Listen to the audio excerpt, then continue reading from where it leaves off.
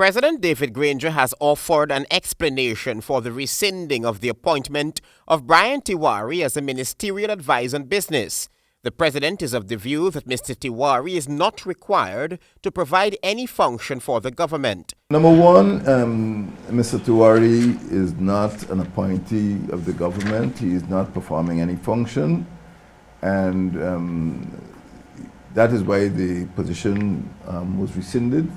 He is not required to provide any business function. Tiwari, though, is known to have been very close to the PPP administration. He was widely recognized as one of the buddies of former President Barra Jagdeo.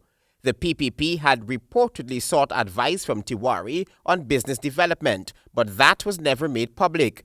The president asserts that there is no need for Mr. Tiwari since he already has a Minister of Business, and as far as the Minister of Business is concerned, he doesn't need the help of Mr. Tiwari. We have a Minister of Business, and as far as I'm concerned, that minister is quite capable, quite competent, and he has not asked me for any assistance, and I personally rescinded Mr. Tiwari's appointment. There are reports that Tiwari accompanied Minister of State Joseph Harmon on government's business to China. The president was reluctant to confirm that Tiwari was a member of that delegation. Where he is at present, I don't know.